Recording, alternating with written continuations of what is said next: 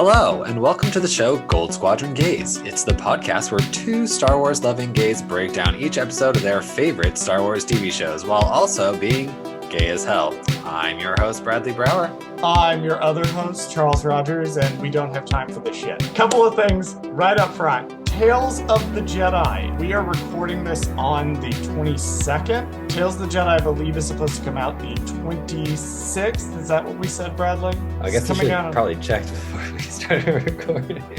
We should have double checked that, but we did not. Let me real fast. Tales of the Jedi. Instagram or something. I just remember seeing Tales of the Jedi comes out on October 26th. So when you listen to this episode, Tales of the Jedi is going to come out 2 days from today when you're hearing this. We want to just remind everybody up front that we are going to watch Tales of the Jedi, but Bradley and I will not be taking a break from Andor to cover it. We are going to cover it all 6 episodes in the same depth we would cover anything else after Andor is done. So in between Andor and The Bad Batch, which is going to premiere a couple of weeks later, that's when we'll be doing Tales of the Jedi. So if you come to us for Tales of the Jedi content, you'll have to wait a little bit. There's so much to talk about with Andor. The only other thing I have before our next segment, we do finally have the thing Charles fucked up. I think this might be our first one. Is it? Yeah, I guess so. I think this might be our first one for Andor. At least that someone has pointed out to me or that I did not catch. It's possible to make that I make mistakes. Remember, guys, don't take every podcast you hear at face value. I was listening to some podcasts that I listened to this week, and some of them got some things wrong. Now, I don't tell every single podcast that they got something wrong, but I just notice when they get wrong. Don't trust us. We are, to quote the divas, just two dumb bitches with microphones. So you should always fact check. But the thing Charles fucked up, I said, okay, you know the scene where like Cassian takes the money and he's got the gun pointed at Vel and she calls him a bastard? Okay. So I said incorrectly that was the first instance of the word bastard being used. In episode 2, when Marva and Cassian are talking, and Marva's like, how did those Primor bastards find out about Kenari? Apparently that's the first, or at least an earlier use. So I was incorrect about that. Okay, let me pull up my timer because it is time for the Mon Mothma minute. Oh my god, okay. So her fucking party gown. Because remember, I looked at the trailers about a week ago, and I was like, oh, there's 2 separate party gowns. This one, which is the one she was wearing in the Empire magazine, preview, stunning, gorgeous. I love the play on what we've come to expect with her, in the costume design, because basically all of her costumes up until this show have been essentially variations on what she wore in Return of the Jedi. And this one is an interesting variation on that because it's got kind of the chains, it's got kind of the sweeping sort of white, although this one's a little more white gold look to it. But I like that this kind of plays with that while also being something new, because this is Coruscant. This is a different environment. We see sort of the proto-elements, especially in this scene, given the context of the scene, we are seeing a lot of the proto-elements of what will become Mon Mothma. So that was really cool. And that was the Mon Mothma minute. Me talking about the thematic elements of this dress. Right. All right. Well, we don't have time to sit around because we got a lot to talk about this episode. Bradley, you want to cue us in? Absolutely. This week we're going to be talking about Andor episode 7 titled Announcement. The repercussions of the Aldhani heist reach all the way to Coruscant while Cassian returns home. Charles, one thing you liked and one thing you did not. Christ, I'm having such a problem with both of these things this week because it's an overabundance of options for the thing that I liked. I mean, I like that this episode was a standalone episode. I like that this episode broke the formula. I thought that it was neat to be kind of jarred out of what we've come to expect over the last 4 weeks for this show. I like that they didn't just time jump ahead with some of the stuff, that they took the time to take this episode to show us. I call it the maneuvering into place episode, but this one was done really effectively well, where the point of the episode was to get the characters from the end of Aldhani to where we're going to pick up in the next next arc. But it was so compelling and interesting to watch the fallout that you don't even notice that the whole point of the episode is to get the characters from point A to point B. Dislike, I have nothing. 10 out of 10, no notes. This episode was literally perfect from beginning to end. I cannot think of a single thing overall off the top of my head that I did not like. Okay. What about you, Bradley? One thing you liked, and let's see if you can find something to criticize. I can, but it's like nitpicky. It's not gonna Oh, be oh, we're anything. diving Yeah, into yeah. the nitpick. I Yeah, love because it's not this. gonna be that big. So one thing I really liked about the episode that we'll get more into detail later on is at one point in the episode, there's just this random shift in mood and music when we go to the beach planet. I don't know why, but that took me out of the episode, but then like threw me right back in immediately. It was so funny how it did both because it was like the mood of the episode was one note up until like a certain point. Like it was a very like this episode has a theme, everything, right? And then the second the beach scene started happening, it was like, whoa, what's going on this show? Like it was so cool. I loved it The so much. score such just radically like changes like when we're going into Radically, yeah. Nicholas Pertel continues to be like top tier every week, every scene. When the music changes and it's like, oh yeah, by the way, we're doing Space Florida now. Right. It was awesome. My one thing I didn't like, and like I said, it's just a little nitpicky. Honestly, I could have used more Cyril in this episode. I felt like out of all the side characters, he got the short end of the stick because he didn't have too much to do yet. I know he's clearly they're setting him up to do stuff later, but it's like right now he didn't have much to do this episode, so all of his scenes were a little short for me. But other than that, I mean, it was a fantastic episode, and I loved seeing all the side characters. But his I felt were a little too short. Alrighty, you want to go ahead and take us in then? We begin with Cyril Karn dressing for an interview with the Bureau of Standards. While having breakfast with his mother, the two hear news on the HoloNet about a terror attack on Aldhani. I definitely have those clone troopers. Like I I need to noticed. go before the end of our Andor coverage. I need to go into my boxes and I need to see if I still have them because I swear to God I have those clone troopers. I love that you kept saying that because when I was looking on Wikipedia today for like notes and stuff, I noticed that on there it said something about clone trooper toys like appearance or something like that on there. And I was like, oh, that's weird that you mentioned that the other day and it was the exact one. So Yeah, no, because I remember it's the kneeling one specifically was always my favorite. So when I saw the kneeling one, I was like, oh shit. Yeah, I gotta go in and try to dig them out. If I can find them, I'll post them on our social media. What those actual toys look like. Yeah, so Edie just sort of read Cyril for filth, huh? as a doting mother, she should Oh because she's yes. one of the funniest parts about the whole serial mother relationship is too fucking funny every single week, and I can't get enough of it, honestly. Oh my God. Like watching her verbally destroy him basically like now two out of the last 3 weeks, because she clocks his ass immediately. She's like, no, you need attention. You need people to pay attention to you. Look at me, I'm important. I'm like, damn, get his ass. Ugh. I love her so much. She's absolutely fantastic. We do get the HoloNet news actually. Yeah, that was really I didn't know what to expect when I saw that. I was like, oh, they just have the news. Like it's just like a thing. Like I know, but we've known about the HoloNet for a long time. I mean, if you've Oh seen yeah. Rebels or any of the other ones, you've seen Oh, it. it's But like, ancient. The HoloNet is ancient, right. dating It's back. just funny that seeing it in live action is just different. I don't know. It's just funny. I also love when Star Wars 2 is vintage tech because a lot of times when we've seen the HoloNet before, it's like a broadcast. Like it's almost like a radio thing that you kind of listen into and there's like a holographic projection. This is actually like a vintage like TV set and they're watching like old time news anchor from like the 60s. And I'm like, that is so cool that It's they almost made that design choice.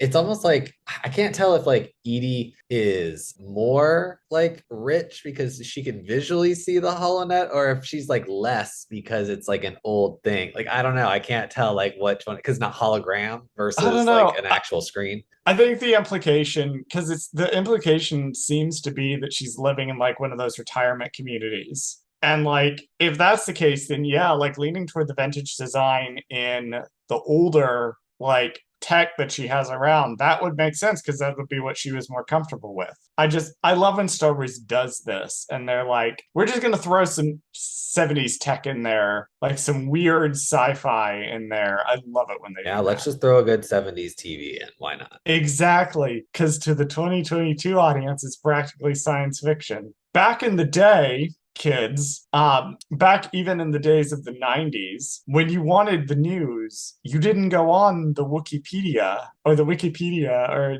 the online or the Twitter or whatever. You had to sit there at 5:30 at night and a man on your TV would summarize the news for you. At least that's how it was in our house.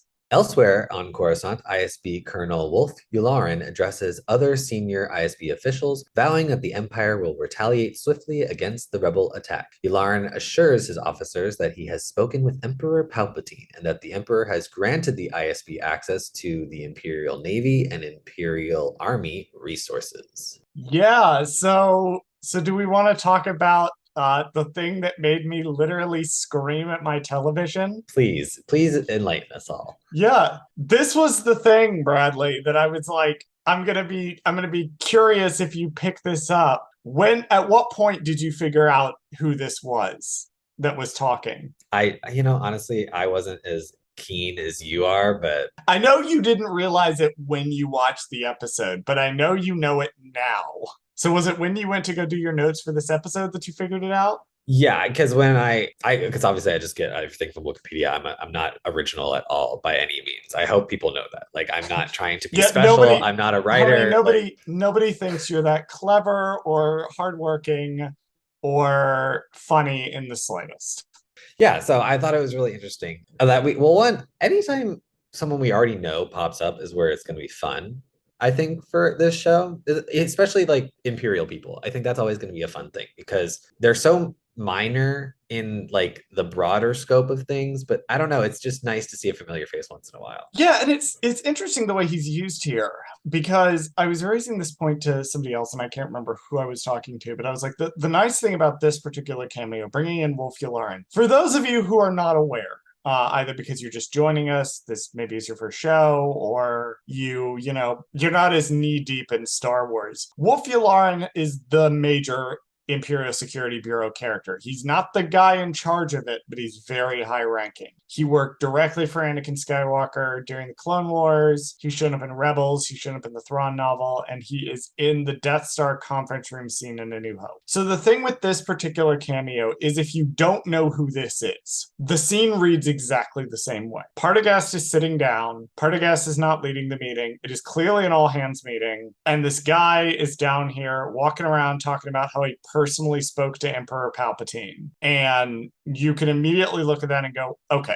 I know exactly what's happening here. If you know who that is, and you recognize, either you looked at the subtitles and you realized that was Yularen, or you recognized him from the mustache, you get the same impression, but amplified because you know exactly who this is and how close to the top of the ISB he is. And you're like, oh, not only did they bring in the boss in charge, they brought in fucking Colonel Yularen, the guy who's BFFs with Thrawn.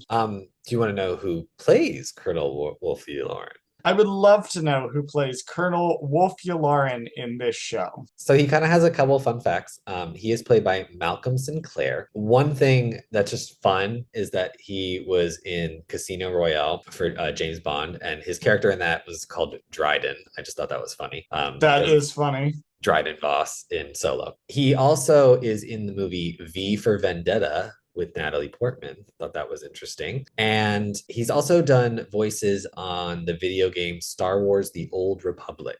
He plays a couple of Darth whatevers. So he's Darth Charnas, Darth Mortis, and Darth Helid, or Captain Helid. I don't recognize any of these names, and I had a really messy breakup with Star Wars The Old Republic, so I didn't commit any of these names to memory. That's totally fair. But I brought up the V for Vendetta only because of the Natalie Portman connection, but also because there's another V for Vendetta cameo a little bit later with another actor randomly. They both happen to be in the movie, so just thought though I'd bring that one up. Speaking of Yularen, I want to zero in on some of the things that he actually says. Specifically, the fact that there's two things that he says, that they've rounded up 146 Aldhani for questioning, of the people for questioning. And they're also basically saying from now on, if any cultural festival gets used as cover for rebel activities, we're going to crack down on the native people. We're going to basically consider them accomplices, whether they had anything to do with it or not. And I think that's one, that's absolutely horrible. But two, that really does go to show how the Empire plans to combat this is they're just going to keep taking people's rights away. Does it matter if it's the people who actually did the raid? No. So I thought that was a super interesting like reaction. There's another thing they're going to do later on. But first, I just want to shout out that we do have a Palpatine name drop here. I was like, you know what?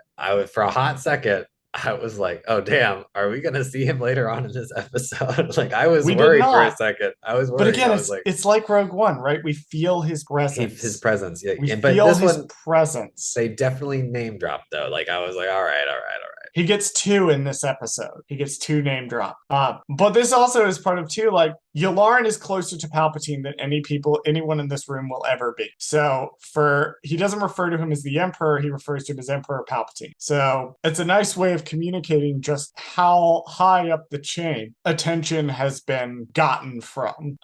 I also do have a little continuity thing here. So we now know that at the very least, the first episode of Star Wars Rebels takes place after this episode. So they occur in the same year, but we now know Andor comes first. And the way we know this is because they invoke something called the PORD. There's a name for it, but I didn't write it down. And what the PORD says is that any action that negatively affects the Empire, even indirectly, is considered a class 1 offense. And in the very first episode of Rebels, we see a fruit seller getting harassed and they arrest him for treason. Okay. And someone pointed out on Twitter that it's likely that the invoking of this particular directive is what allowed the Imperial officers to do that, which Pablo Hidalgo retweeted. So I'm not willing to say it's canon confirmation of the timeline, but at the very least, Hidalgo himself endorses this particular reading of the text. So the scene where Dedra is basically like, this isn't a robbery, we shouldn't be responding this way. Once again, I feel compelled to point out that Dedra is completely correct. As she always is. As she always is. She's been right about everything the whole time, and no one is listening to her. She should do something about that. She should do something. Maybe she can use some of the directives that Yularen is putting in place, specifically more ability to access information. I wonder if she can use that. Who knows?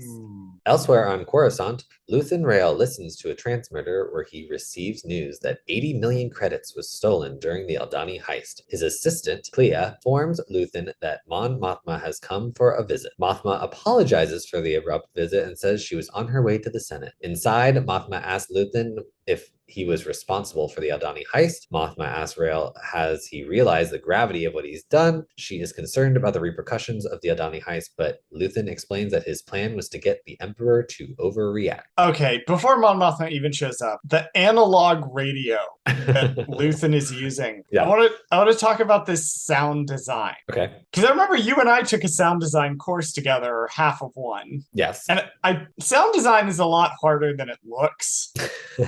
Yeah.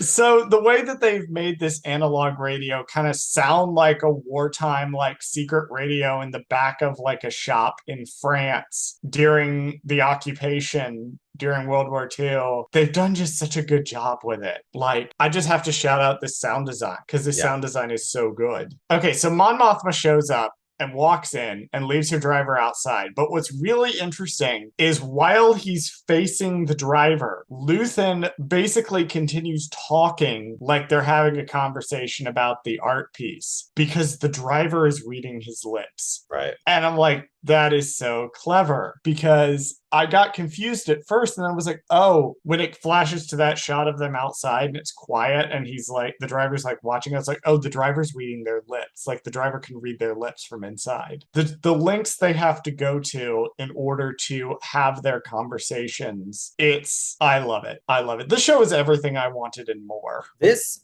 scene was the start, honestly, I think for me, for like just maybe just the episode in general. I mean, the beginning parts with the ISB stuff stuff was nice. But like this scene set the tone for the episode. It was so tense, and like just their interaction the entire time, like where it starts off, he's pretending to talk about the art, and then it slowly transitions into like what they really want to talk about. Everything in this scene is so good. And Mothma's like I don't know, she's like betrayed, but she's also like, I know what needed to be done, but I also was like mad at you. Like it just goes So, back and well, forth. It's so good. yeah, so the thing with Mon, here's the interesting thing about Mon Mothma, and I've said over and over and over again, I love Mon Mothma as a character. She's one of my favorite Star Wars characters. She is wrong about a lot of things. And one of the things that I disagree with her on is that Mon is about as like milquetoast liberal as they come. Mon really believes in like democracy. She believes in terror and like that the fascist order that's on top of the galaxy needs to fall and that democracy in the Republic needs to resume. The problem with Mon is she does not like the idea that she would have to not play by the rules and that innocent people would have to get hurt. She balks at that, the idea that there will be collateral damage caused by their side. And that makes her uncomfortable and angry. And we're going to see this later at a later point. This is going to be her big issue with Saw Gerrera, is that Saw Gerrera is going to go way too far for her liking. This is going to be an issue when she's Chancellor of the New Republic. She's not going to press the New Republic far enough. She's going to disarm the New Republic. She's going to not prosecute the Imperials the way they should. And she's essentially going to allow for the First Order to escape and form in the outer regions and come back. So we're seeing a lot in this scene with just how furious she is. But she's also a woman who very much has a lot of conviction, because she's one of the only people we've seen in the show so far when Luthen gets his really like serious voice. She doesn't cower. She isn't cowed by it. She doesn't be quiet. She snaps right back at him. And part of why I love that interaction is because he tries to talk to her the way he talks to Vel. It doesn't work for Mon. Mon's like, I'm not having this. Is Mon correct to be as, angry as she is that people are getting hurt? That's a debatable point.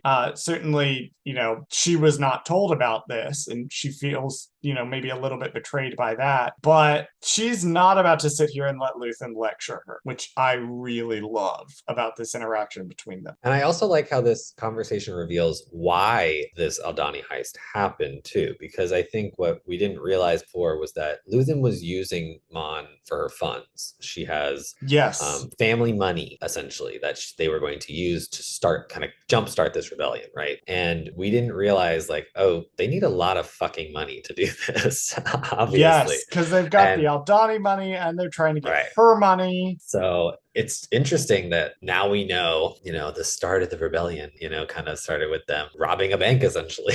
Yeah, and one thing too that I hadn't thought of until this episode was like, what does Mon have that other people in the rebellion are not going to have? And it's money. And I think if she were working with someone like Bail Organa more directly in this moment, that she would have a lot more say. But Luthen as a character is almost essentially trying to cut out people that aren't him from the equation. He doesn't do this. He's a very paranoid person and he doesn't want to let people in unless he absolutely has to. It really seems like the only person he trusts is Clea, which is bullshit because Mon was there literally in the conversation in, I think it was Padme's apartment when the rebellion started. So like using her as a piggy bank is ridiculous, especially given, the role she's eventually going to play, but that's where we're at characters are.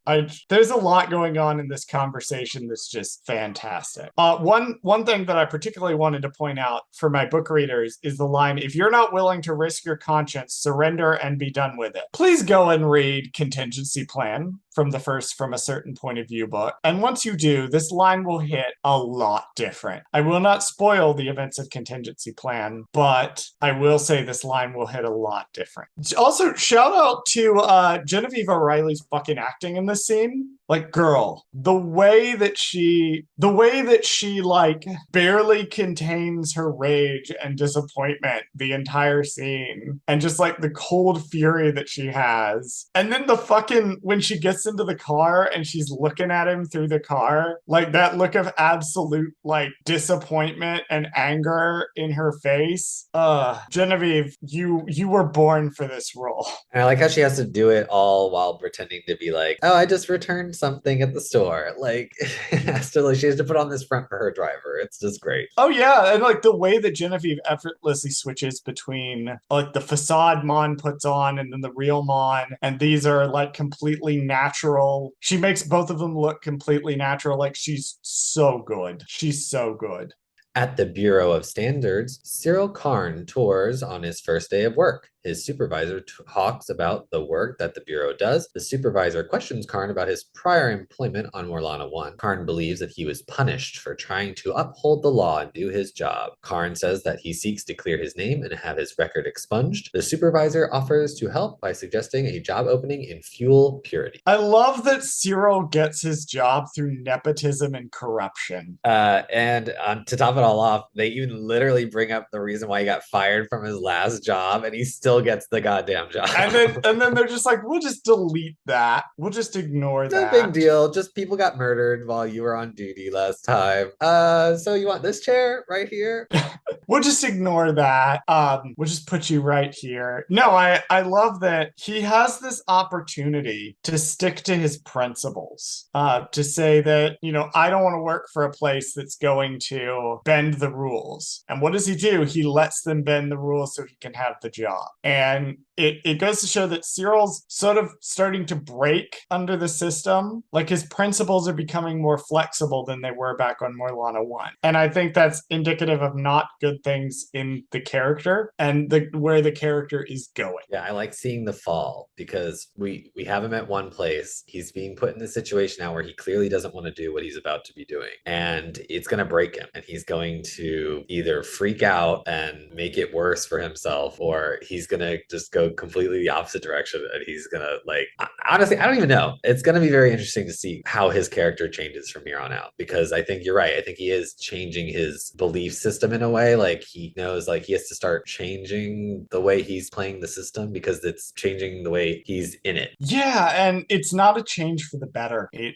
really isn't. I would be scared. I know for a fact he crosses paths with Deidre, so I'm kind of frightened to put these two in the same room. I feel like they would not be good influences on each other. I'm kind of making the prediction now. I feel like their chance meeting, if you can call it that, is going to be what plucks him out of obscurity again. Like he's going to be in this, we see he's in this kind of cubicle essentially, and he's going to fucking hate it. And then Deidre is going to come along and pluck him out of obscurity and then give him a purpose again. And I think that's what we're going to see. And he's going to take that and run with it. We also see a mouse droid. That he almost runs over. I was expecting him to kick the mouse droid, but we do get to see a mouse droid. That is cute. Elsewhere on Coruscant, a hooded Clea walks past Imperial security to secretly meet with a disguised Vel. She then turns to the matter of Cassian, regarding him as a loose end. Clea tasks her with killing him. Meanwhile, Deidre visits an attendant and requests access to 2 years worth of data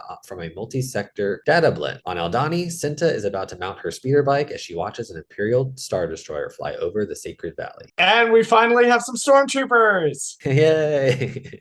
The stormtroopers are here. My real notes on the scene where Clea is walking along is just Nicholas Bertel go off. We love a good, he loves to just throw in this random music sometimes, when the character is walking or doing something, has a purpose to go somewhere. It's he gives them a theme every single time. Oh yeah. I for starters, I'm going to be listening to the soundtrack. I think they just dropped episodes 1 through 6. I'm going to be listening to the soundtrack at the gym now because this is walking music. This is walking on the treadmill music. But also I kind of want to get the actual CD for my car because my car doesn't have a phone jack and I want to listen to this when I drive. Do we want to talk about Attendant Falzones? Sure, if you have anything on him. I do. Attendant Falzones is played by, I am so sorry, Rajavan Vasan is, I believe, how you pronounce this gentleman's name. He does not have a Disney trifecta, but he's close. He was in the 2019 Dumbo. show. Yeah, that's a Disney thing. That is a Disney thing. So he's got the Disney, he's got the Star Wars, but he hasn't been in a Marvel yet. Yeah, that's the Disney thing he was in. He's also in The Last Witness. He's also in Save Me, the TV show. Looks like he's just got a couple of random roles. I do love the can do, will do exchange because that is also some shit that I would pull. And it shows you that she's still in charge. Like she's like, no, you're going to do this thing.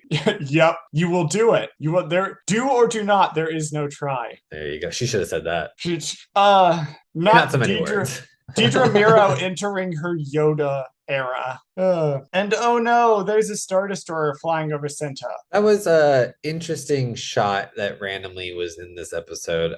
I was curious because this was the most random thing that was in the episode was this shot of Cinta. Now, to be fair, had they intercut it with her talking about Cinta, like I think it would have made more sense because it kind of like it's not bookended here because I kind of the way I just separated them into 3 separate scenes, even though they're kind of slightly intercut. But I think actually maybe they do throw it in there after she says Cinta's doing what she's supposed to be doing. So it's right before because I noted it like it's this shot and then we have the scene of which we'll get to in the next section of Vel and Clea. Right. So when we see Clea say she's doing what she was instructed to do, we know that she's back on Aldhani, but oh no, there's a Star Destroyer there. Uh-oh. And now I'm wondering like, is Cinta gonna be okay? Like, is she gonna be able to make it out of this? Because now it looks like they're really cracking down on Aldhani. Oh yeah, and that's what I love about this scene is that it wordlessly communicates that. Yeah, like right? she's in trouble. Like she's in trouble. Yeah, they're cracking down, and it doesn't need a single line of dialogue to say it. The minute you see that Star Destroyer, you're like, oh, here we go. She's screwed. I also want to talk about how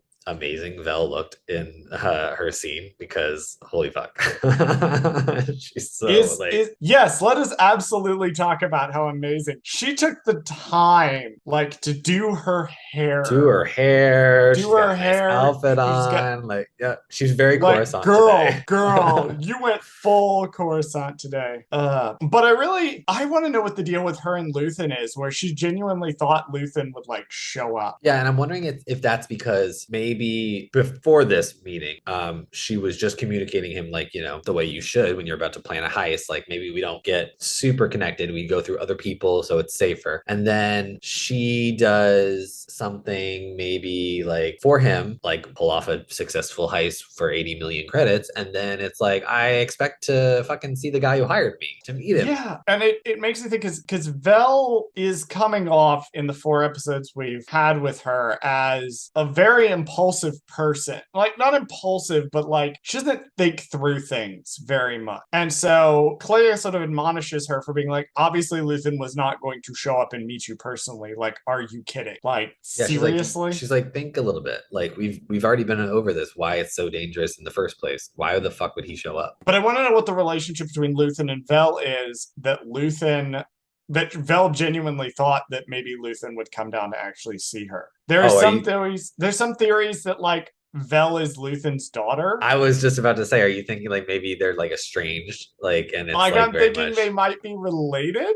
That would be very interesting because it actually is more interesting in the fact that she's the only person that he trusts to do something for him, kind of thing, like because it's his daughter. Exactly. Because Clea just out and out tells her who Cassian is and is like, we need you to go silence Cassian Andor. I also like they just randomly threw that at us and I was like, well, I was not expecting that storyline. Now. Yeah. Go kill Cassian. Okay. Also found it interesting that they kind of knew about Skeen. Yeah, they suspected him at least. Which goes to show that probably Vel told them what Cassian said, and they were like, okay, yes. They were like, yep, well, that just confirmed our suspicions anyway, so it's whatever. Speaking of confirming suspicions, I am pleased to report that the Star Wars show host Kristen Baver on an episode of the Star Wars show did confirm and explicitly use the term girlfriends. to refer to Cinta and Vel. Nice. Has I not been listened to that. identified as such in the show, but I needed to point out to our listeners that as far as the Star Wars brand is concerned,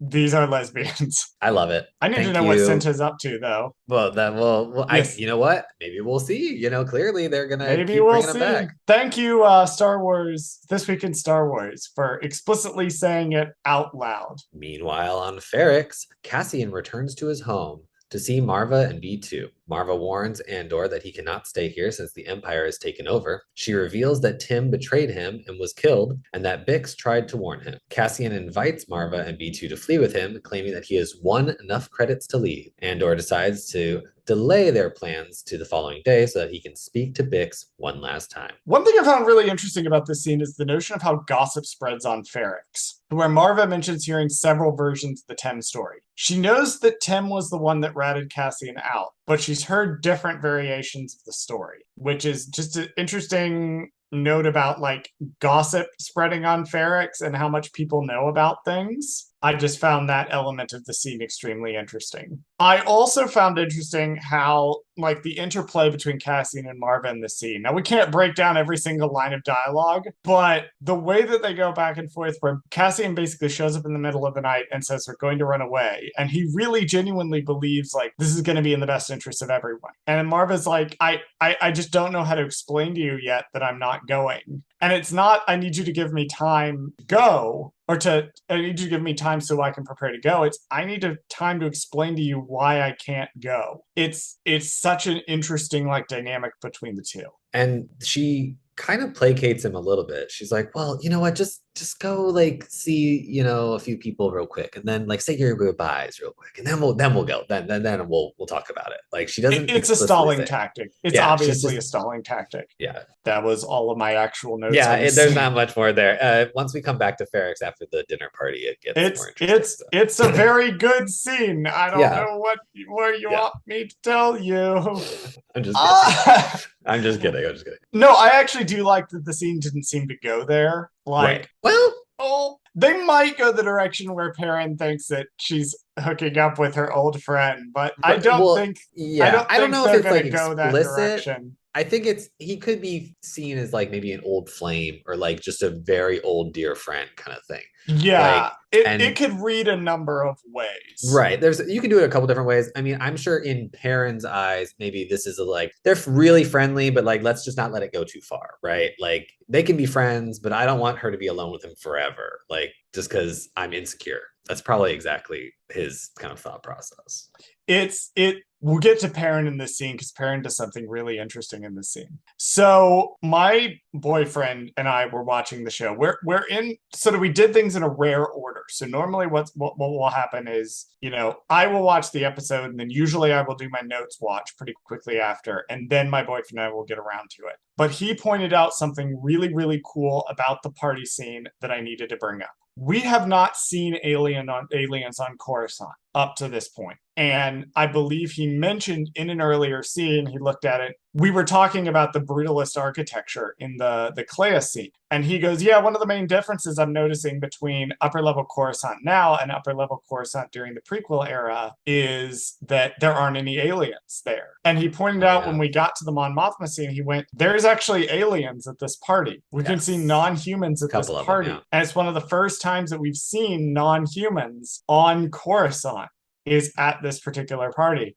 which tells us a lot about Mon Mothma's guest list and like the type of person that she keeps around, even before she starts talking about some interesting stuff later in the scene. So he pointed that out. I thought that was really cool and clever. I stole it for notes. And I'm not sure if you can hear me complimenting him through the door right now because he is outside in the main room playing Pokemon. So we'll see if he texts me that he heard me talking about it. But I thought that was a really cool observation because I hadn't noticed it. Yeah, I also like I guess the main kind of alien that we see is this like alien woman. I love costumes like that. But I also there was another one I think later on in the scene where there's this one where the actors are talking to another alien woman, I think, and she's very clearly like animatronic, and her mouth is just moving, and like the body is not moving that much. It's just really funny. I thought it was hilarious that they were talking to it. Well, is it the Ithorian? I think so. Yeah, Yeah, There's yeah. an Thorian you can kind of see in the background. Speaking of things that you can see in the background, you can actually see like the dynamic between Lita and Perrin, where Lita is clearly asking to leave the party, and Perrin is like, "No, you got to go ask your mom." And Lita's like, "I don't want to ask my mom." Like you can see this interaction taking place, and I love that that's sort of happening in the background. And there's also kind of a sense that Perrin might be, if you subscribe to the theory that Perrin is nefarious, for reasons we will get to later on in the scene. You can almost see Perrin kind of turning Lita against Mon in this moment, to where it's like, well, I want to let you go, but you have to go ask your mom, and breeding that teenage resentment. Yeah, I think that part, at least with the daughter, is more so him. I don't want to say being petty, but like it's that thing where like parents try to play the favorite. Like he wants to be the one that the daughter will come to and ask things and just be overall Exactly. liked more. And He wants so to be the fun one, he wants to be the fun parent, and which is Mothma is bad clearly parenting. right, is the bad parent, right? Yeah, well, oh, it's bad parenting on Perrin's part. He wants to make it out so there's a fun parent and like a not fun parent, like a rules enforcing parent, which is just a really terrible paternal way to do things. The banker line is absolutely fucking hilarious. The line where Tay's like, "I'm a banker, no one pays me to be original." I fucking cackled because I spent several years working as a banker, to my great shame. Well, you belonged at this dinner. I would have fucking slayed at this. First of all, I would have had like a top tier outfit. Like I would not have dressed myself. Someone would have put something on me. I would have actually Absolutely. slayed in this room. So I promise I'm not going to address every single shot in this scene. I swear to you, I will not. But I have to talk about some of the direction in it because I particularly noted this line when they're starting to have their conversation and the camera occasionally cuts to the other side of the barrier, like someone is watching them. And then also we can see there's certain shots of it to where we can see that Perrin has moved closer. So yeah, Perrin is totally spying on this conversation, or trying to, right? Yeah, he's just like you can see him in the background, kind of like he goes up to a couple or something, and he like kind of pretends to kind of talk to them. But he's like looking at them and like not really paying attention to what they're saying. And the camera like cuts over to where you can see like from his perspective them talking. I just, this is the thing that I talked about, that you could see Perrin moving about in this scene trying to listen in on them, and Mon's trying to like steer Tay away from them, which Right. I mean, I don't know if I think he's like nefarious in the sense that he's like working secretly for the Empire, spying on her or anything like that. But I also think it's more of a like he's losing his control on her. I feel like he had a sense of I control of her. I think he doesn't trust her. Right. Yeah, he just doesn't understand. I don't think he just understands her anymore. Or like they maybe like they knew each other like when they were first in love or whatever you want to call it. And I think he feels like they're drifting apart, and it's like one of those things that he doesn't understand, so he's trying to understand and he can't. Yeah, I think it's more interesting than he's just spying on her. I think there's genuine like marital discourse here, and what's going to happen is going to be as a result of that. It's not going to be necessarily as a result of Perrin like directly working for the Empire. Although the idea of there being marital discourse here is absolutely fucking hilarious if you've read Leia, Princess of Alderaan. Have you read this book, Bradley? No, why is this hilarious? Go and read Leia, Princess of Alderaan. No, I'm not going to tell you because it is a fucking hilarious scene. Like, if you've read Leia, Princess of Alderaan, the Mon Mothma scene, the Mon Mothma dinner scene in that novel, if you know, you know.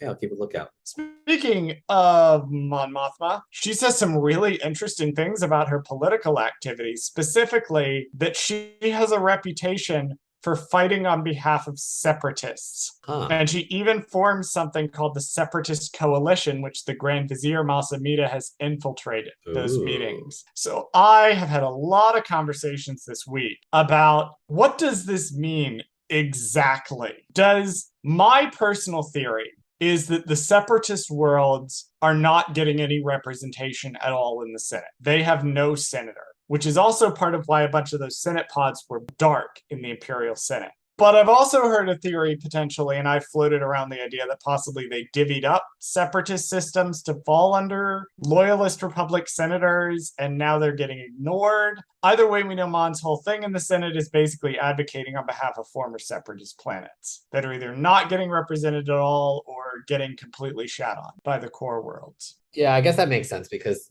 it shows why she's one sympathetic to alien people if a lot of them were quote unquote separatists because they thought something was going on, before Nefarious. And that's why they were leaving. And then also the Clone Wars didn't, help with the separatists. People were like, oh, those people are all traitors and they don't deserve any respect anymore, kind of thing. And I don't know, it's very Right. interesting to see the evolution of that into the Empire. Yeah, and the way that the Empire in a way is doing what the Republic always wanted to do, but the Empire doesn't have to be subtle about it. Like, and I also like that, Mon's method for seeming ineffectual is like tying herself to a dying lost cause. So when people see her, they kind of roll their eyes and be like, oh, is she advocating for the separatist planets again? No one actually cares about those. They were on the wrong side during the war. The writing in this scene is so fucking good. I I That's I it. could pick That's it. apart I That's could pick apart every line of it. dialogue. I only wrote down my two favorite lines, and one Okay. of them occurs when she's talking about how she learned from Palpatine, and the line is, "I show you the stone in my hand, and you miss the knife at your throat." Girl, Mon, honey, She's got some repression there. She's like, how long have you been waiting to say this? How long has this been buried down? And then she just fucking girl bosses like Tay's ass, where she sits there and she's like, here's exactly what I'm doing. I am not getting mildly tipsy and being moderately like seditious at dinner parties. I'm actually very actively working against the Empire. I can't tell you what I'm doing, but here's exactly what I'm going to do. And then my absolute favorite line is the last time she does it, right at the very end. When Perrin starts walking over and she leans down and she's like, Perrin knows none of this. He is not to be trusted. yeah. And then Smile. the guy's like, what? And she goes, smile, and then smiles. And I'm like, that is incredible. First of all, on the level of like her constantly reinforcing just smile, smile, and no one will know what you're doing, because that's exactly what she does in the Imperial Senate. But also, different commentators than two cishet men have pointed this out. The fact that a woman is instructing a man on how to just smile and no one will pay attention to you has a lot of very cool, interesting layers to it. There are several other Star Wars podcasts that are not just two cishet white guys doing it. So I also actively encourage people to listen to those. But that was a perspective from some women and femmes that I have heard expressing that they thought that was a really cool dimension to that scene too. Dear Lord, we spent so much time on that scene. I was gonna say, do you have any? I mean, I know you have more, but like, I don't want to spend too much time I'm on it. I'm out of notes on that scene. All right, let's move on then. Back on Ferrix, Andor visits Bix. She tells him that he should not be here because it is not safe. She blames Cassian for putting the entire town at risk. When Cassian asked her how Luthen knew so much about him, Bix said that she didn't give any information. Cassian gives Bix the credits that he owes to everyone. Cassian, this is the moment where you learn that your actions have consequences for the people around you. I like how Bix was also like, dude, you came back here, but no one likes you. Why would you come back? Why are you here? Well, because she's mad at him, because in large part what happened was his It's fault. his fault. It was his It fault. was Yeah. also, Tim's fault and Lucy's fault and Right. Cyril's fault, and it was a lot of different people's faults. It was complicated, but like she's correctly mad at him because she tried to do the right thing by him and got screwed over for it. And the moment where the door opens and he sees like, because he's trying to do this whole like, let's play on the dynamic that we have, and she opens the door and he sees her and it's just like, what the fuck happened to you? You happened, Cassian. Like, these were the consequences of your actions. Did you think they were only going to fall back on you? But then at the same time, like, he correctly points out that, like, his line, what is it? Your crazy boyfriend tries to get me killed and suddenly I'm the villain. Because also, yeah, a large part of it is circumstances outside of Cassian's control and other people making shitty decisions. This is again, this is like the Marva scene earlier. This is such a great scene, and I can't sit here and explain to you in detail why it is a great scene. It's just a great scene with the dialogue and the acting and the directing and all of it. Do you think this is the last of Bix we're gonna see this Oh season? God, oh no, no. And because we see shots of Deidre on Ferrex, and Oh, at the you're end right. of You're right. this, she gets reassigned Ferrex. I think she's going to turn up on Ferrex, and that's going to Okay. be the flashpoint for the rest of the season. That we're gradually going to see rebellion fermenting on Ferrex. Not to get too ahead of ourselves in the Got it. notes. Got it. Got it. Okay. I also like that Cassian does pay everyone back, which is part of the reason he came back, because he was Right. like, I am I gonna got pay money people now. back the money. So I like that. That was a nice. I hate this term because I hate this book. But this was a nice save the cat moment Ah, I see what you're saying. Yeah. where it's like, no, he really is a good guy. He really did want to pay people back. While walking through the streets of Ferrex, Cassian avoids a pair of stormtroopers. He experiences a flashback of he and his adoptive father, Clem, watching clone troopers parading. Clem attempts to break up a fight on the street, and someone throws stones at the clone troopers. Their commanding officer believes Clem was the culprit. Back at the family home, Marva tells Cassian that she is not leaving. She and Cassian are still haunted by the memory of Clem's body hanging in the square, and Cassian confronting clone troopers. Marva tells him to run away and find peace. As Andor takes his leave, Marva counsels him to stop searching for his sister because she believes there were no survivors on Kenari.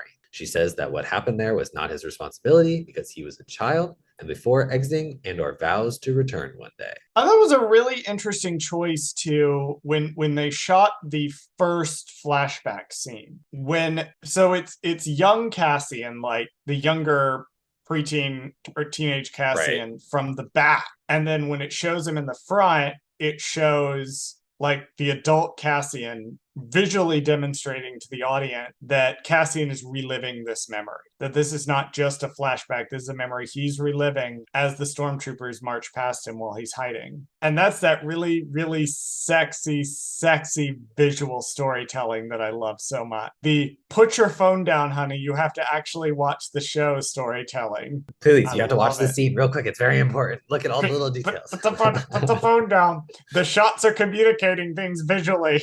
I also like that it's because we thought that Clem was more of a rebel from the way that Luthen talked about him in episode 3, but that didn't really gel with what we saw of him in episode 3. Now it makes more sense that Clem was the one trying to keep the peace Right. and died for it. And I think that's an important part of Cassian's character, the idea that he watched someone try to take the middle road, try to take the peaceful road, and got killed for it anyway. And that messes with you. And I love that. Yeah, and he definitely it's that learned behavior of, well, it doesn't matter if you're good or it doesn't matter if you're bad because clearly you're going to get fucked by the Empire regardless. Exactly. So, but Star Wars is not political. are you happy that we finally saw clone troopers walking around on screen for once? Yeah, I knew they were coming, but we haven't seen like a clone trooper like on screen. Well, we saw one in Obi-Wan Kenobi. We saw them in Obi-Wan Right. Kenobi to horrifying extreme.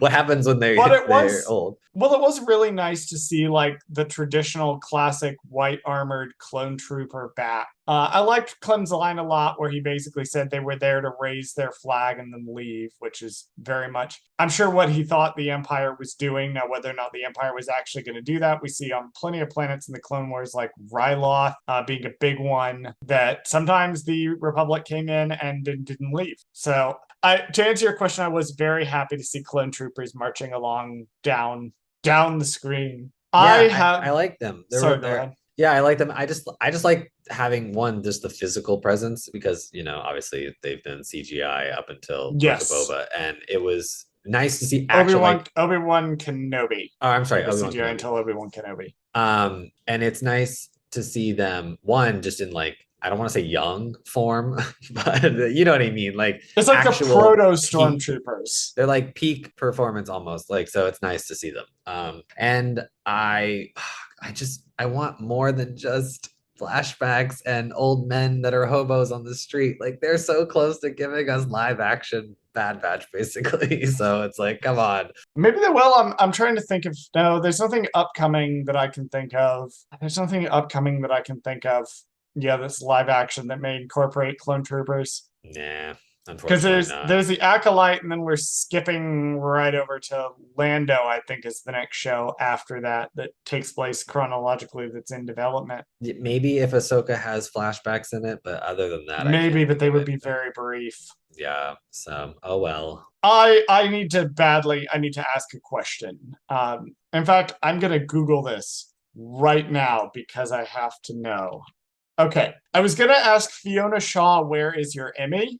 She does actually have two Primetime Emmy Awards, There you go. both for supporting actress in 2019 and 2020 for drama series. And this scene she has with Cassian demonstrates why she has two Emmys. Holy God. She's great. And honestly, one, it's because she's British, obviously, but she's she's just a great actress anyway. Yeah, I mean she's absolutely fantastic in this scene. Like there's one note I have down here where I'm like, this scene is honestly too good for notes. It's another one like the Bix and Cassian scene where it's like, just go watch it. I can't explain Yeah, it to you just you. gotta see it. It's there. I found it interesting because like she doesn't know that Cassian was on Aldhani. So when she talks about the Aldhani crew, she makes it sound like she thinks that they're like these heroes standing up against the Empire. Cassian, who is physically there, is like, no, it was just a robbery because from his point of view, he doesn't know about Vel. He doesn't know about the motivations of really anybody who was there besides what they told him. And then Skeen wound up betraying him. So, or trying to weasel his way out of it. So that really shook Cassian's faith in it. And like, he can't just come out and tell Marva, like, no, I was there. They were awful people. Like, there's so many layers to this scene. Oh, so good. And what I like is that what the show keeps reminding us is that clearly the women of the show see things for what they really are, and the men, for some reason, never can see things the correctly. And it's Because men like are stupid, Bradley. they are, but it's just interesting that like even she sees the robbery as something different than what face value of what it is. Deidre sees the robbery as something different than the face value of what it is, and it's like even Mon Mothma, she brings it up. She's like, "Do you know what you just did? It's not just a robbery; it's a statement. It's more than that." And then all these female characters, they tell you what this means for everybody else, and all the men are just like, "Yeah, but we just stole the money." Like we needed the The money. moral of the story is you should listen to women when they talk. Uh, I I just wrote down my favorite line from the scene. I didn't write down every single line Marva says that I love because I would have written down the entire script for the scene. But the bit where Cassian goes, "You can't beat them, Marva," and she replies, "Not if I run away," hurt me on an emotional level. And then, the whole bit. I actually started writing down the exchange that they have about like worrying. I would worry about you every day. And she goes, "Well, that's just love. And I've never loved anything more than I love you." And I'm like, I can't keep writing these lines down because they're all good. I I would was gonna just say quote once the we get to scene I was at gonna say once we get to the Bradley. writer, I'm gonna be like, wow, this is impressive. Like just impressive the writing. Absolutely just went off. Go back and watch this scene again if you have not.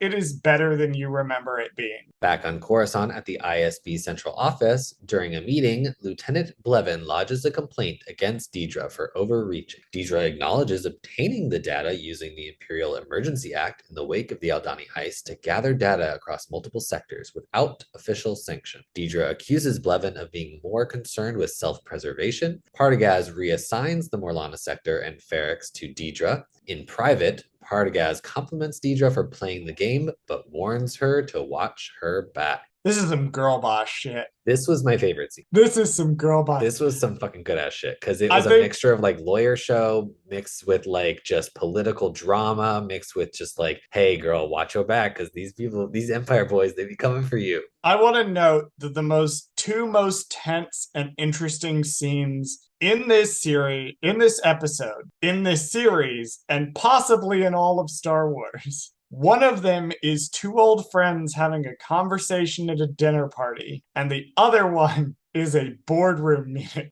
I love it. I love it. You can't beat it. It's It so is good. it is A tier girl boss shit that is happening in this scene. And just the direction and the way that they've like framed the scene, like the shots they have of the underneath, like in film language for our listeners, Bradley, of course, knows this. In film language, when you shoot someone from underneath, slightly, it gives them a position of dominance. And the way that they shoot, like, Blevin and Deidre from a slightly lower angle, like, God, this is so good. This is so good. Deidre is easily the most frightening person in this room because she is the only one to play the game the way the rebels are playing the game, which is your rules need to adapt or they need to die.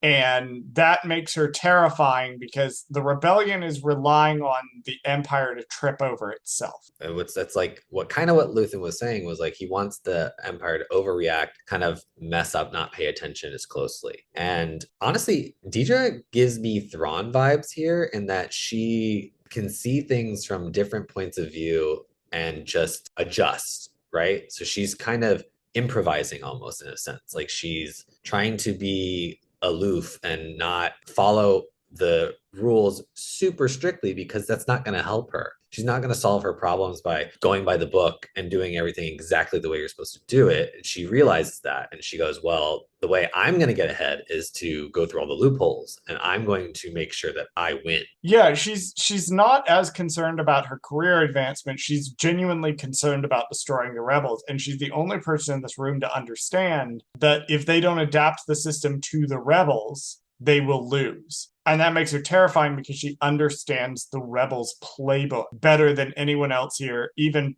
she manages to convince Partagast. So it's absolutely terrifying to watch her do this because, like, we see in later episodes, she's now been assigned to Ferrix, and we see in trailers, like, and promotional images, shots of her on Ferrix. It's going to be terrifying to see her, especially if she teams up with Cyril, going after Cassian. Like, we're starting to run out of trailer footage, guys. We have nothing from the last 2 episodes, and we barely have anything from the 3 that are coming up.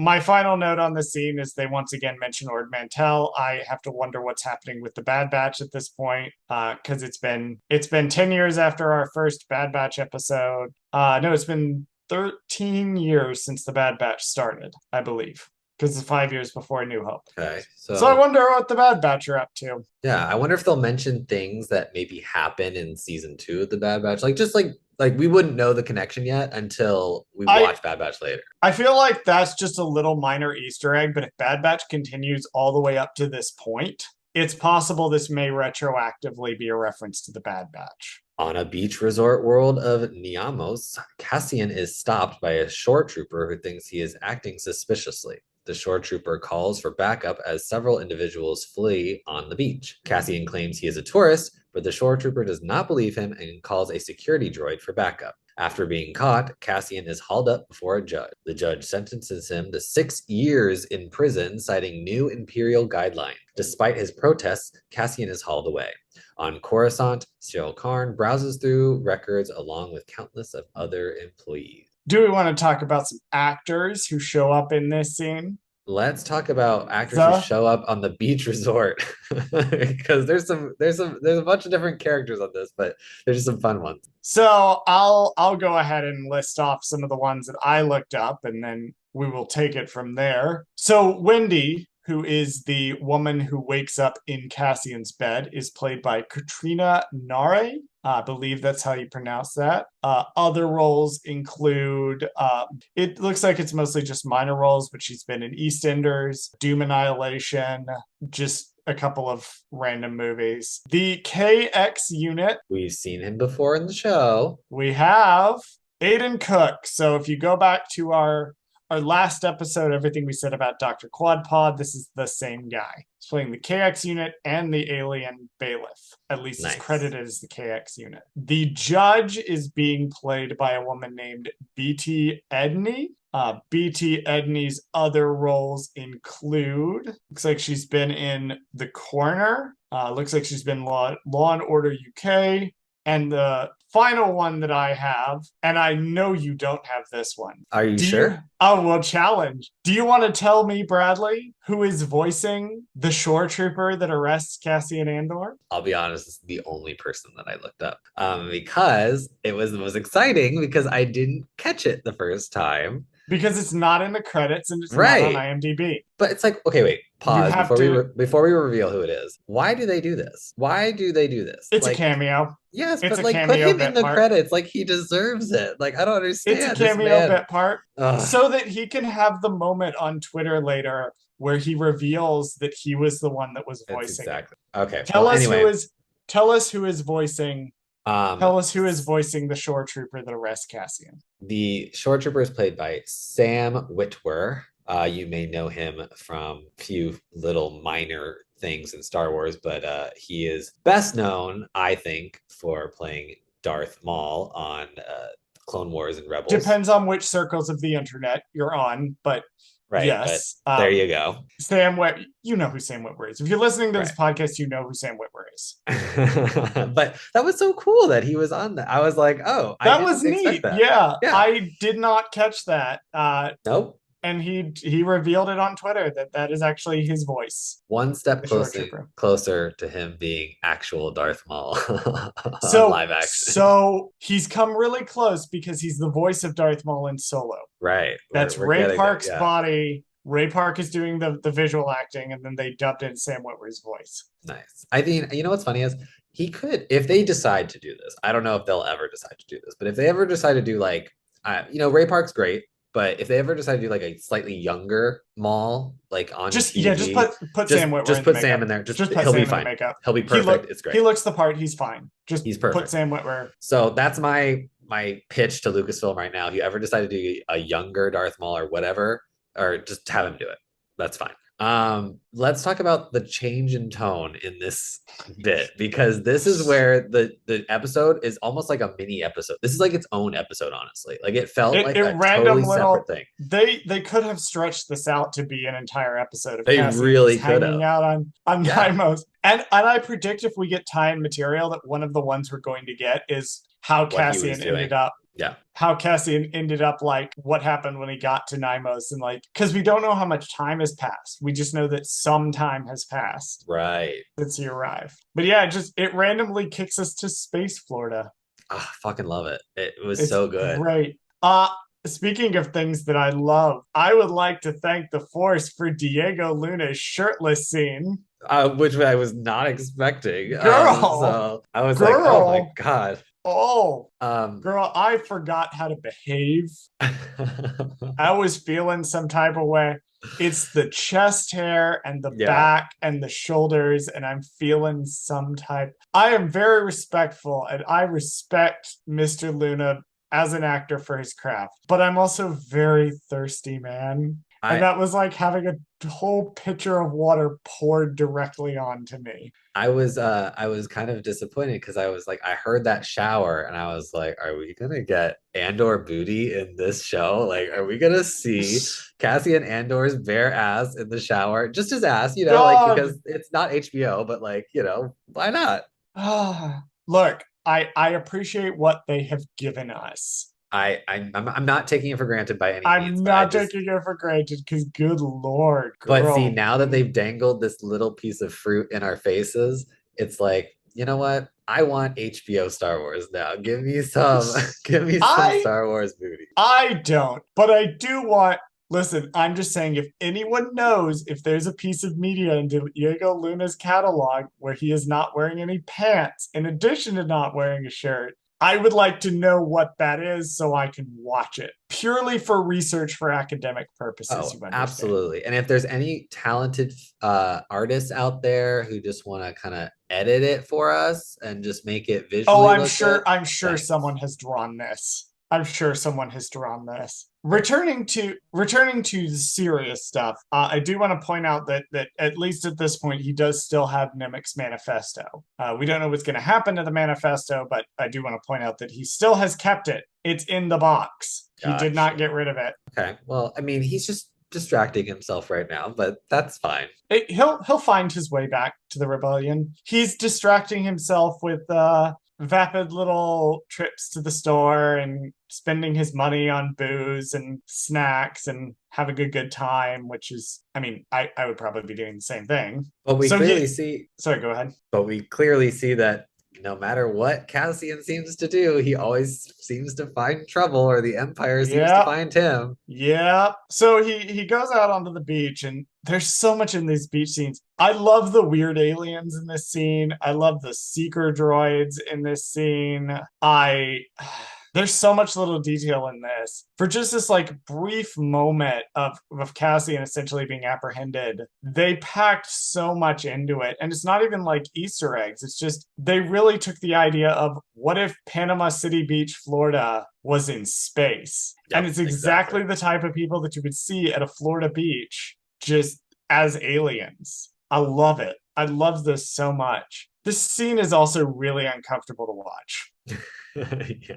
And like in the best way, because this is one of those moments where it got super real. Like Cassian just being stopped for looking around too much Looking in the middle suspicious, of yeah. this Hmm. because it's suspicious, and then tries to explain that he went to the store, and the trooper that's arresting him is like telling him he needs to calm down, is like berating him, and then when Cassian's mad about it, he's telling him he needs to calm down, and then they slap him in jail for 6 years for no reason. 6 years. And Oh my I'm like, God. you really were just like, we are gonna cram so many politics into this, huh? I am living for it personally. It was awesome. And I love that they're really showing us like why people fucking hate the Empire. Like let's just give you a really simple reason. It's because like the overreaching like politics that they clearly have of this like, you know what? Let's just give them 6 years. It's new guidelines. Like it's just the new It's rules, you it's know. literally the guidelines that the Emperor put in place at the start of the episode. And the Yeah. judge tells Cassian, like, take it up with the Emperor if you have a problem, super sarcastically. That's so great. Like, just and part of it too is something interesting with the show is seeing the way that we see the people at the top of the empire making the decisions, then we also see how it affects just people in the ground level, how it affects the people of Ferrix and Aldhani, how it affects Cassian here, which is really, really cool and interesting. The Orabesh is more Easter eggs. It does not say what the dialogue is saying. I do not remember, but I felt obligated to point out that I have seen, I believe on TikTok, someone translating. It might have been at Gingers Are Plants, but I'm not 100% sure. But one of the names is somebody who's a crew member in the art department, I think, on the show. The other one is a real person's name. Just we don't know who this person is. They're not in any of the credits for the show. But if you translate the Arabesh, you'll find some Easter eggs there. My final note is I just noted how dystopian at the Cyril scene where he's sitting in the office cubicle. Yeah, I knew that they were gonna randomly throw something like this at the end, like closing out every character's kind of story, but I didn't really expect like his random one to like just kind of bookend this alternate kind of episode. But it kind of is funny how he is just bored. Like he's clearly like, okay, now I have this not I don't want to call it a dream job because it's not his dream, but it's very clearly like a Here is a well-off job. job. Yeah, here's a Here job is that a you got. job. Right. So Which I don't know. speaking as someone who is on the job hunt right now, would love to just get a boring office job through nepotism at present. That would be very, very nice. No, I thought it was an interesting note to end on, and I love that we've now firmly maneuvered many of the characters in place to where they need to go. I mentioned at the top of our episode that this is the move the characters into place episode, where we're basically just positioning them to where they're all going to go. And we're moving characters gradually toward Ferrix. We've moved Deidre toward Ferrix. We've come back around to Ferrix. Cassian is being jerked out of his comfortable retirement in Space Florida. And Cyril is here. And I have a theory things are going to kick off for the sort of Ferric side of the plot when someone finds Cyril working at this job or Cyril approaches the ISB. And that's going to kick a chain of events into motion. That's my theory at present. You want to talk about who directed and wrote the I was episode? literally about to say that, and you cut me Oh, off. sorry. Start over. I will talk about I could talk about them if you would like. So Sure. this episode is directed by Benjamin Karen. Benjamin Karen will also direct the finale 2 episodes. So if you Nice. remember, we have a 3-episode arc, episodes 8, 9, and 10.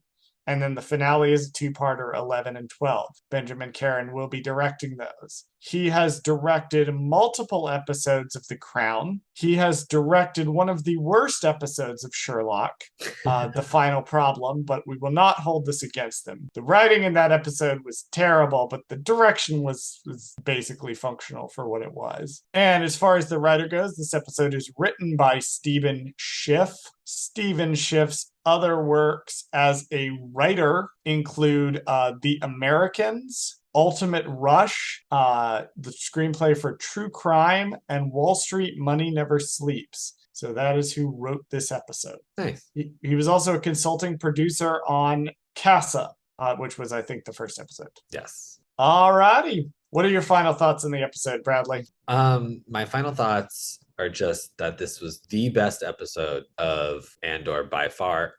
Honestly, it was just so engaging that I don't know, I might say that this was the best episode of Star Wars TV so far. Like, I don't know. This is pretty fucking good. Like, it gave me some good vibe. I am going to say, God, I'm gonna have to do the thing that I do with the movies. On a technical level, if you asked me, like, what is the best technically made episode of Star Wars TV live action thus far? Yeah, I'm gonna say this one. I think that if you add my personal feelings into it, that I think that episode 5 of Obi-Wan Kenobi might barely eke it out, just because that one was also so good. Okay. But they're also doing two very different kinds of good. Right. And like I don't want to I don't like want to dog on like Mandalorian or Book of Boba Fett or anything like that because like first of all Star Wars is good Star Wars. So all Star Wars is good Star Wars, but not all Star Wars is created equal. Right. And like things like I feel like shows like The Mandalorian and Book of Boba Fett are like there for like your enjoyment. Like you're not supposed to be like so fucking serious about them versus more shows like Kenobi or Andor where like you're kind of starting to feel things when you watch this show. Absolutely. Yeah, and I definitely think like my own final thought about it is if this is the mid-season episode, I am ready for whatever's coming for the next 5, and especially those finale 2. I am terrified for where this is going because we have no idea.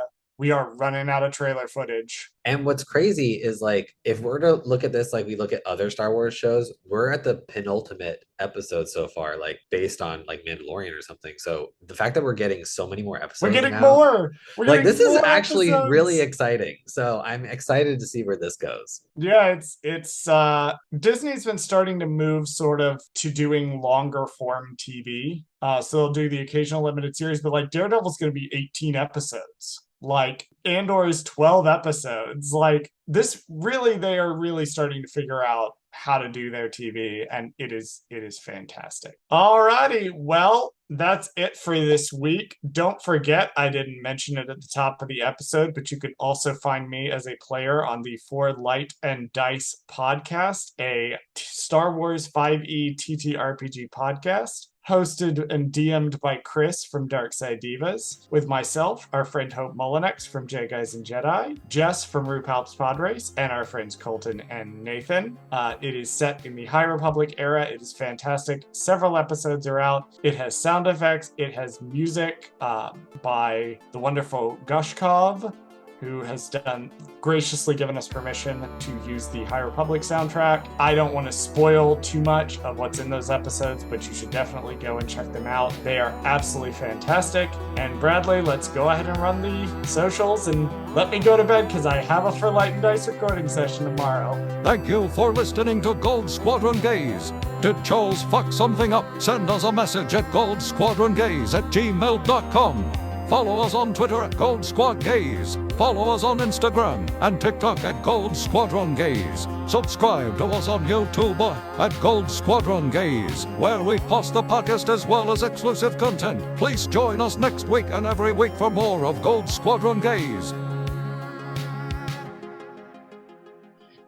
Sorry, the cat was screaming outside the door. Yeah, he was absolutely just screaming outside. He thinks when I talk, he doesn't understand the concept that I'm not talking to him.